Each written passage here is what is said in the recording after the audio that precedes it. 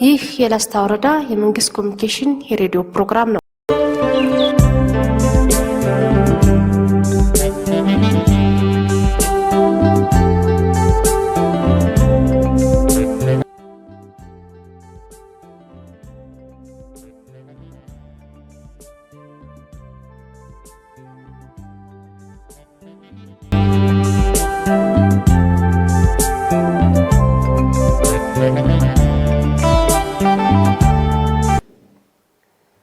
በሀገራችን የሚከሰቱ በሽታዎችን ለመከላከል መንግስትና መንግስታዊ ያልሆኑ ድርጅቶች ለማህበረሰቡ በመድረስ የጤና እክሎችን ለመከላከል እየተሰራ ይገኛል።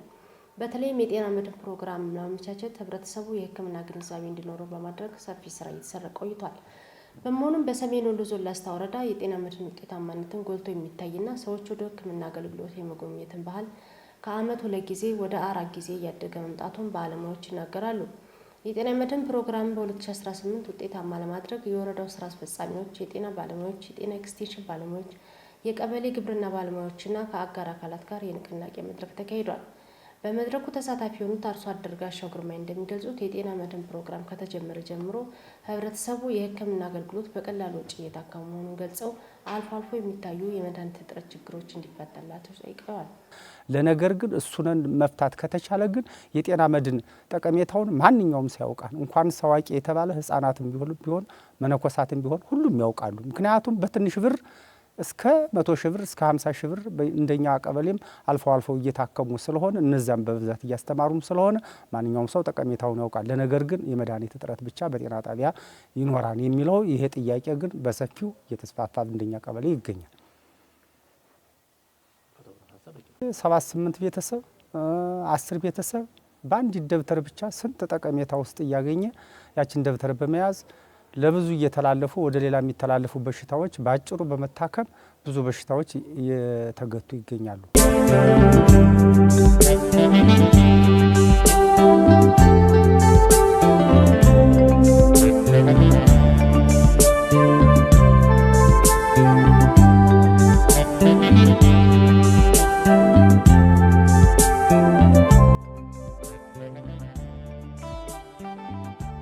የገልሶ ቀበሌ ጤና ኤክስቴንሽን ባለሙያ እንደሚገልጹት ህብረተሰቡ የጤና መድን ግንዛቤ እንዳለው በመጥቀስ በአመት 1 ጊዜ ክፍያቸውን እየከፈሉ ህክምና በሚያስፈልጋቸው ጊዜ አገልግሎት እያገኙ መሆኑን ተናግራለች። ጤና መድን ያው ህብረተሰቡ በአነስተኛ ክፍያ ብዙ ህክምናዎችን እያገኘ መሆኑን ነው። የተለያዩ እንትን ላይ ስናገኛቸው ሰው በትንሽ ብር ብዙ እንትኖችን ወይም አመቱን ሙሉ መታከም እንደሚችል ነው የሚያስረዳን ማለት ነውና ብዙ ጠቀሜታዎችን የሚያውቁ ህብረተሰቦች አሉ። ጤና መድን መቼ ጀመረ መቼ ነው የሚጀምር ብሎ እውነት ለመናገር እስከ አዲስ አበባ ድረስ በጤና መድን አገልግሎት አግኝተው ቴንኪው የሚሉ ብዙ ማህበረሰቦች ስላሉ ማለት ነውና አሁን ማንኛውም ሰው ብትጠይቀው ስለ ጤና መድን ምናልባት ከጦት አኳያ ካልሆነ በቀር ሁሉም አባል የመሆን ፍላጎት እንዳለው ነው እንደኛ ቀበሌ ያለው እንትን ማለት ነው። ያው በፊት ሰው ምን ይዤ ወይም ክፍያውን የተለያየ እንትኑን በአኪሱ ላይ ለምሳሌ ሲተኛ በተኛበት ሰዓት ብር ላይ ኖረው ስለሚችል አይኖረውምና በዛን ሰዓት ወደ ተቋም ሲሄድ ግዴታ ገንዘብ ያስፈልገዋል። ባለመኖሩ ምክንያት ተኝቶ ህመሙን ያሳልፋል። እስከ ሞትም ድረስ የሚደርሱ ወላጆች ነበሩና ህጻናትም እናቶችም ማለት ነው። አሁን ላይ ግን በቃ አዲሶ ደፍተሩን ትራሱ ላይ ያስቀምጦ ማንኛውም ሰው ህመሙ እንደጀመረው ምልክቱ እንዳየ ወዲያውኑ ተቋም ላይ ደርሶ የመምጣት ሁኔታ አሁን ላይ እየተስፋፋ ነው ማለት ነው። በፊት ያው እስከ ሞትም ድረስ ከሌለው አንዳንድ እንትኖች ነገ ይሻለኝ ይሆናል ምን ይሆናል እያለና ይዞት የሚሄድ በማጣት እዛው ቤቱ ላይ እስከ ሞት ድረስ የሚደርሱ እናቶችና ህጻናት ነበሩ። አሁን ላይ ግን ደፍተሩን አድሶ ትራስ ላይ ያስቀምጦ ማንኛውም በጀመረው ሰዓት ሄዶ መታከም እንዳለበት ያውቃል ማለት ነው። ያው ጥያቄ አንዳንድ መድኃኒቶች ተቋም ላይ ይታጡና ግል ላይ ይገኛሉ። ይሄን ጥያቄ እኛም ለመፍታት እየተቸገርን እጥረቱን ግን እነሱ ያነሳሉ ማለት ነው። አንዳንድ ሰዎች እንደውም ጥቅሙ ሀሪፍ ሆኖ እያለ ሄደን ደግሞ ከግል ግዙ ምናምን እንባላልና ብሎ ይሄን እንትን ኮምፕሌን የሚያቀርቡ አሉ። ይሄን ግን በቻልነው አግባብ እያግባባን አባልነታቸው እንዲቀጥሉና መድኃኒት ግዢውን ደግሞ ያው የሚመለከተው ጥያቄ ዋና የተባሉ ለጤና ጣቢያ እኛም በጎጡ ያገኘናቸውን ክፍተቶች የመድኃኒት እጥረትም ሌሎችም የአገልግሎት እንትኖች ሲኖሩ ለተቋሙ እናሳውቃለን ማለት ነው። የላስታ ወረዳ ጤና ጽሕፈት ቤት የጤና መድን አስተባባሪ አቶ ሞላ ዘሩ እንደሚገልጹት በወረዳው በጤና መድን ፕሮግራም ህብረተሰቡን ተጠቃሚና ተደራሽ ለማድረግ እየተሰራ ነው ብሏል። ይህ ፕሮግራም ወደ ወረዳችን በመምጣቱ ህብረተሰቡ ለህክምና ብሎ ገንዘብ ስለማይቆጥብ በህመም ይሰቃዩና ህይወታቸው ያልፍ እንደነበር ገልጸው አሁን ግን የዓመት ክፍያቸውን በመክፈል ህመም ሲሰማቸው ራሳቸውና ቤተሰቦቻቸውን በጤና ተቋም በማምጣት በቀላሉ መታከም በመቻላቸው የህብረተሰቡ ጤንነት እየተጠበቀ መምጣቱን አስተባባሪው ተናግረዋል። ዘንድሮ በ2017 በጀት ዓመት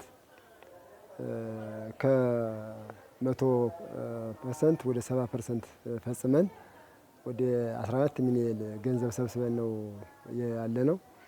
ስለዚህ አጠቃላይ ጥሩ በሚሆን ሁኔታ ነው አሁን እየሰራን ያለ ነውና አጠቃላይ የጤና መድን ተጠቃሚዎቻችን እንደ ወረዳችን አጠቃላይ የህዝባችን በባለፈው ዓመት 147248 ህዝብ ነው የነበረው። ከዚያን አጠቃላይ ወደ 19200 አካባቢ ተጠቃሚ አድርገናል። ከዚህ ላይ እነዚህ ተጠቃሚዎች እንግዲህ አጠቃላይ የጤና መድን ተጠቃሚነቱ ግን የማህበረሰቡ ከጊዜ ጊዜ እየጨመረ አሁን በራሱ ፍላጎት በመክፈል በፊት የተለያዩ በጫናም በምንም ያው ቀበሌ ላይም እየተደረጉ ስለነበረ አሁን ግን ራሱ ባንክ መጥቶም እያስገባ ተጠቃሚነቱን እያወቀው ተጠቃሚነቱም ከቀበሌ ጀምሮ እስከ አዲስ አበባ ድረስ ከትልልቅ ሆስፒታሎች ድረስ ይታከማልና ይህን ጥቅሙን ያውቀዋል ሁሉንም። ስለዚህ የፋይናንስ አቅማችንም አሁን እያደገ ነው የመጣው። በዚህ ዓመት ወደ 19 ሚሊዮን ወጪ አውጥተናል ለጤና አገልግሎት ማለት ነው። አስተባባሪው አክለውም አልፎ አልፎ የሚታዩ የመድኃኒት እጥረቶችን ለመፍታት ጤና ጣቢያዎች በወቅቱ ግዢ እንዲፈጽሙና መድኃኒት ለህብረተሰቡ በቀላሉ የሚያገኙበትን አማራጮች እንደሚያመቻቹ ገልጸዋል። ማህበረሰቡ እንግዲህ በአሁኑ ራሱ ፍላጎቱ እየጨመረ እየመጣ ስለሆነ ገንዘቡን የክፍያውን ገንዘብ እንደምንም አይቆጥረውም። አሁን ትልቁ ነገር የኛ ትልቅ እንቅፋት የሚሆንብን መድኃኒት እጥረት አልፎ አሉ።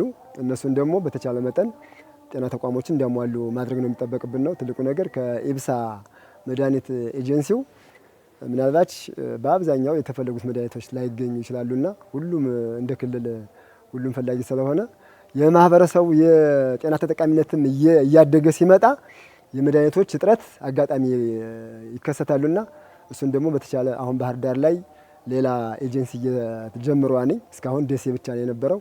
አሁን ባህር ዳር ጀምሯል። 2 ሲሆኑ የተወሰነ ተደራሽነቱ ይሰፋን ብለን እናስባለን።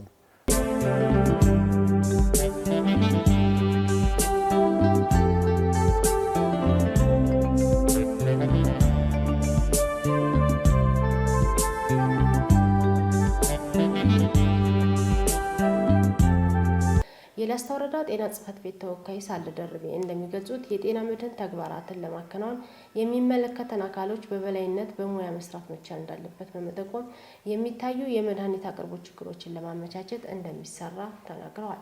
ምናልባት ከጤና ጣቢያ ጋር ተያይዞ ማነው አቡነ ሴፍ ላይ የተነሳ ነገር አለ። ስለዚህ አሁን ባለው ግባቱ ክላስተር ላይም አሁን የመልካም አስተዳደር ችግር እየተፈጠረ ነው። ስለዚህ ይሄ መልካም አስተዳደር ችግር የተፈጠረው ምንድነው? በጤና ጣቢያ መድኃኒት አቅርቦት ችግር ስለገጠመው ስለዚህ ተቋማቶች አገልግሎት ከመስጠት የተቆጠቡ ስለሆነ ምናልባት እንጀፋት ላይ ያለው እንደ ወረዳ ይታወቃል። መድኃኒት እየገባ አይደለም። ስለዚህ እሱን እየተነጋገርን ከወረዳ ጋር እንፈታለን የሚለውን ነገር እሱ መታየት መቻል አለበት። ሌላው ብልባላ ላይ የተነሳለ ምናልባት ብልባላ ላይ አሁን የመድኃኒት እጥረት ብዙም እኛ እንደ ወረዳ አንጠብቅም። ምክንያቱም ከግዥ ከመግዛት ወደኋላ ማለት ካልሆነ በስተቀር አንደኛ የአጋር ድርጅቶች ብዙ መድኃኒቶች ይገባል እዛ። ስለዚህ እነዚህ አጋር ድርጅቶች መድኃኒት ካስገቡ ህዝቡ በተገቢ መንገድ አገልግሎት ማግኘት አለበት። የግዥ አሁን በግዥ በኩል ቅድም ሞላ እንዳነሳው የበጀት ችግር የለም። አሰራር ግን ያላሰራር ግን በጀት ሊለቀቅ አይችልም። ስለዚህ እነዚህን ነገሮች የጋራ ማድረግ መቻል አለብን የሚለውን ነገር እሱን ቢታይ ነው። ምናልባት አሁን እንደተነሳው ኢብሳ ጋር ተያይዞ የተነሳ የመድኃኒት አቅርቦት ስቶክ አለ። ይህን በየወሩ እየገመገምን በሩብ ዓመቱ ተገምግሞ ምን ያህሉ መጥቷል፣ ምን ያህሉ ቀርቷል የሚለውን ነገር ይህን እንደ ወረዳ ቁጭ ብለን እያየን ግብረ መልስ የምንሰጥበትን ምቹ ሁኔታ ይፈጠራል። እንደተባለው አሁን ኢብሳ የማቅረብ እንትኑ ብዙም ማለት እየተሻሻለ ነው፣ ጥሩ ነው። ግን ሁሉንም መድኃኒት ያቀርባል ብሎ አሁንም ማሰቡ ተገቢ አይደለም። ግን ይህን ስንል ጎን ለጎን ኮሚኒቲ ፋርማሲ መክፈት ግድ ይላል፣ ይሄ እንደ ወረዳ ማለት ነው። ምክንያቱም ይሄ የጀርባ አጥንት ነው፣ ዲፖዚት ነው፣ ስቶር ስለሆነ ማለት ነው። ጤና ጣቢያ ክላስተር ላይ የሌለው መድኃኒት ወረዳ ላይ የሚገኝ ከሆነ ወዲያው ሰብስቲዩት ተደርጎ በዚሁ በግዡ ተመጣጣኝ ስለሚሆን በዛ ልክ የሚሰራበትን ምቹ ሁኔታ አስተዳደር ምክር ቤቱ ጋር ተነጋግረን ይህን ኮሚኒቲ ፋርማሲ ግዴታ ነው። አሁን ሰው እየተጉላላ ያለው አገልግሎት እንሰጣለን እንላለን ተቋም ላይ፣ ጤና ጣቢያው ላይ ተቋሙ ላይ መድኃኒቱ ከሌለ ምን አገልግሎት ሰጠ ነው? እነዚህን ነገሮች የጋራ የምናደርግበትን ምቹ ሁኔታ መፈጠር አለበት የሚለውን ነገር ይህን አይተን እንደ ተቋም ይሄ የማህበረሰብ ጉዳይ ነው። ስለዚህ ስቲል አሁን ታመው ሳይከፍሉ መጨረሻው ዓመት ላይ የሚመጣው ሲያዙ ብቻ የሚመጡ ናቸው ብዙዎቹ ማለት ነው። ይህን የማሳመን ስራ መስራት አለብን። ተቋም ላይ አንድ ሰው ካልታመምኩ አልከፍልም የሚልበትን ይሄን አሳሰብ መቅረፍ መቻል አለብን። እኔ ሳልታመም ወንድሜ ቢታከምበት ምንም ይሄ ከበጎነትም አንጻር መያዝ ስላለበት ይሄን የማሳመን ስራ ማስተማር ስራ ይጠይቃልና ይሄ የጤና መድን ስራ የሁላችንም የማህበረሰብ ስራ ነው። ስለዚህ ጤና መድን የተሻለ ነገር ስናደርግ ነው ግብዓት በአግባቡ ልናስገባ የምንችለውና እነዚህን ነገሮች የጋራ አድርገን የምንሰራበትን ምቹ ሁኔታ እንደ ተቋም እንፈጥራለን።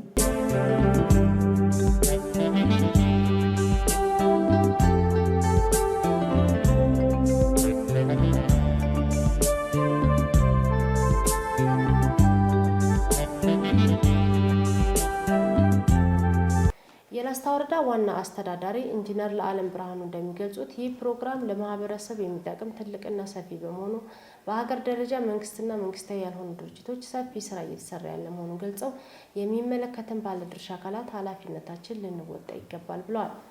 ይህ ተግባር የሁሉን ተሳትፎ የሚጠይቅ ዓላማው ትልቅ የሆነ ነገ ሀገራችን መድረስ ካለበት ደረጃ እንድትደርስ በተለይ አምራች የሆነ ዜጋን ከመፍጠር አኳያ ጤና የተጠበቀ አምራች ዜጋን ከመፍጠር ትልቅ ዓላማ ያለው ያደጉ ሀገሮች የደረሱበት እኛ ግን ወደ ኋላ የቀረንበት ተግባር መሆኑን ሁላችን ልንገነዘብ ይገባል።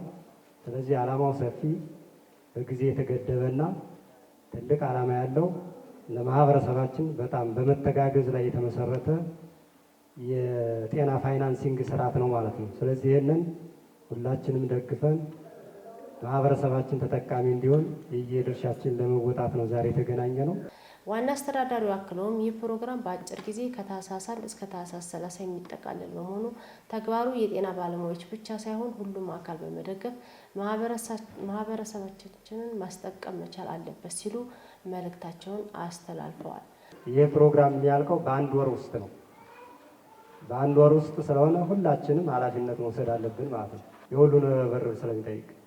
ስለዚህ በአንድ ወር የተገደበ የአንድ ወር ብቻ አይደለም፣ የእቅዳችን ከ80 እና ከዛ በላይ ፐርሰንት መፈጸም አለብን።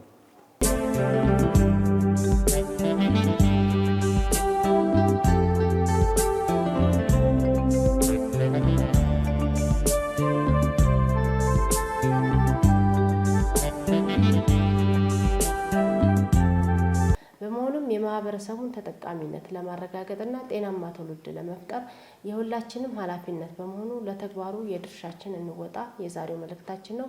ፕሮግራማችን በዚህ አበቃ። በሌላ ፕሮግራም እስከምንገናኝ ሰላም ሰንብቱ።